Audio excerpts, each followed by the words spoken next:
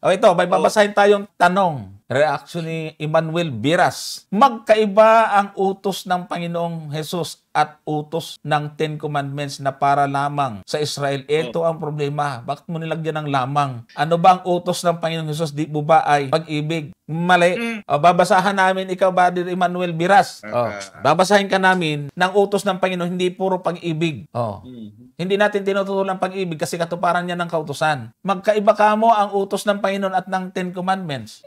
Yun na nga Ito yung binasa natin kanina Yung tinanong si Kristo. Balikan natin yun. Balikan natin. Mateo 22:37 o 36 muna. May nagtanong sa Panginoon Guro, alin ba ang dakilang utos sa kautusan?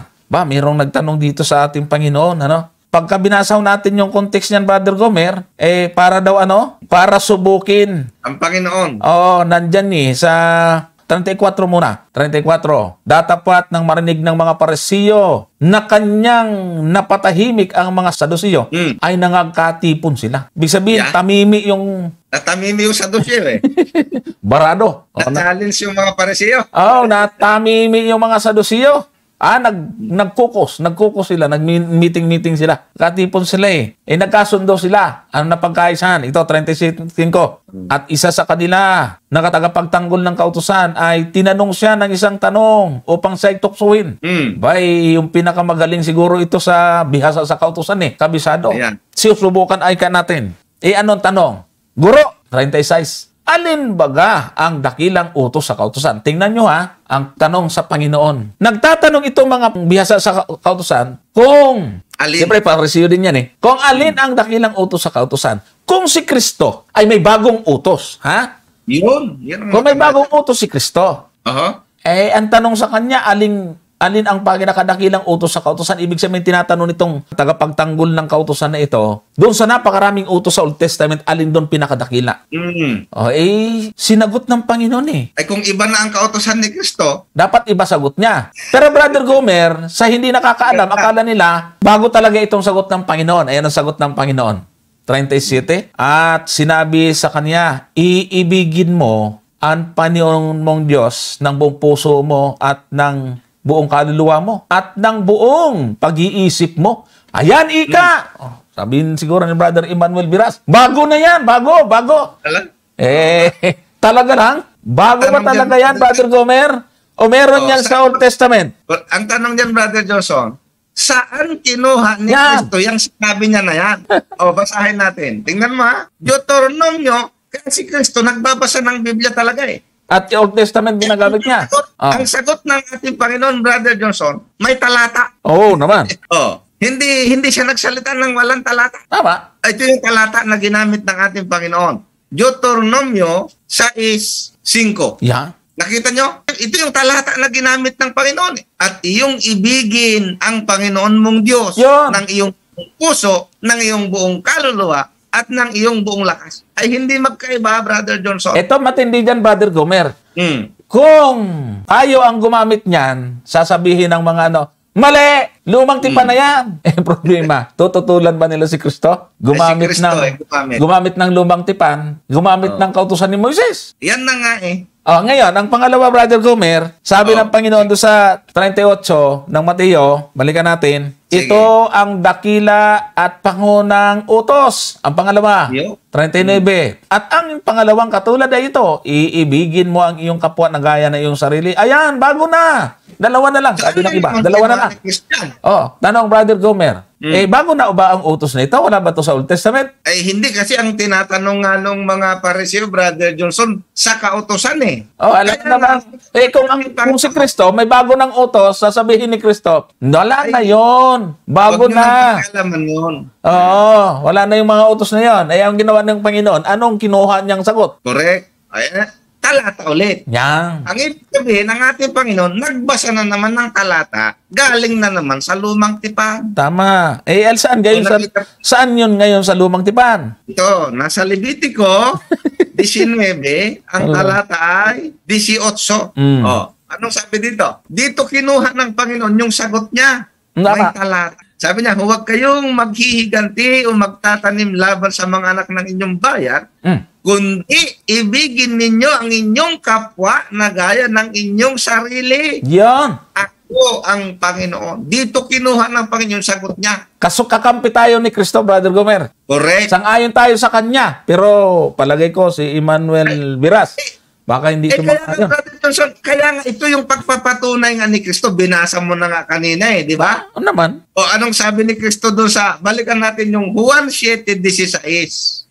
Anong sabi ni Kristo? Sinagot nga sila ni Jesus at sinabi, ang turo ko ay hindi akin, kundi doon sa nagsugo sa akin. Ay, paano yan? Paano nga ba yan?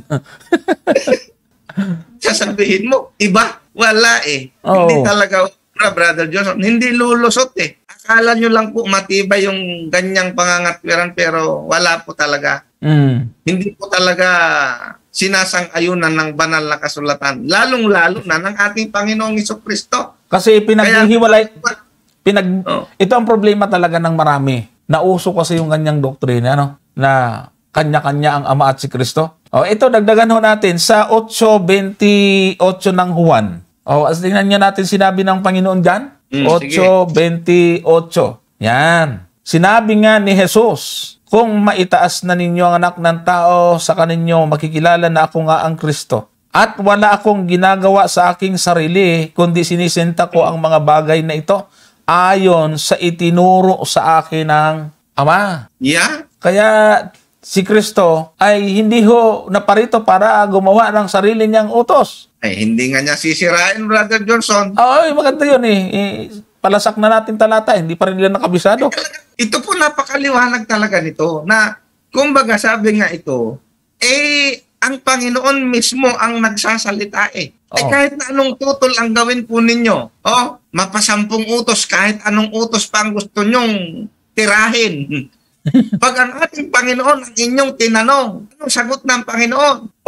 Basa, Mateo 5, talatang 17. Ito lagi ang sasabihin ng Panginoon sa atin Huwag ninyong isiping ako'y naparito upang sirain ang kautusan o ang mga propeta. Ako'y naparito hindi upang sirain kundi upang ganapin. Napakaliwanag naman ito, Brother Johnson Ano ba ang reference na ginagamit? Yung kautusan. Kasama ba ang 10 utos dito? Of course. Naman. Bakit natin natitiyak, Brother Johnson, nakasama ang 10 utos dito? At kasama lahat dito. Ang sabi ng Panginoon. Binanggit 18. Yeah. Sapagkat katotohanan sinasabi ko sa inyo, hanggang sa mga wala ang langit at ang lupa, ang isang tuldok o isang pudlit sa anumang paraan ay hindi mawawala sa kautusan hanggang sa maganap ang lahat ng bagay. 19. Ito na po yung conclusion ni Kristo Kaya nga matigas na lang po ang ulo natin kung ayaw pa nating tanggapin ito. Ano sabi ni Kristo? Kaya't ang sinumang sumuway. Ito na po sa isa, sabi niya, sa isa sa kaliit-liitang mga utos na ito. Ay tanong, mga taga-subaybay na ayaw sa 10 utos. Yung bang 10 utos ang kaliit-liitang utos sa kautusan? Sige nga, mag-isip nga kayo. Yung bang utos na wag kang magkakaroon ng ibang mga Diyos, para sa inyo, kaliit-liitang utos yan? Huwag kang gagawa ng larawang inanyan. Yan ba'y kaliit-liitang utos? At kung ang tingin nyo dyan sa 10 utos ay kaliit-liitang utos, anong sabi ni Kristo? Basa, kaya't ang sino mang sumuway. Kita nyo na, sa isa sa kaliit-liitang mga utos na ito, at ituro ang gayon sa mga tao, ay tatawaging kaliit-liitan sa kaharian ng langit. Datapwat ang sino mang gumanap at ituro ay tatawaging dakila sa kaharian ng langit. Question, dito sa dalawang klase ng tao na ito, sumusuway at itinuturong suwayin, gumaganap at itinuturong ganapin, saan kayo rito? Tanungin nyo sarili nyo, nasaan kayo dito sa grupo na ito? Doon sa sumusuway at nagtuturong wala na? O doon sa gumaganap at nagtuturong dapat ganapin? Yan po ang dapat ninyong maintindihan, Brother Johnson.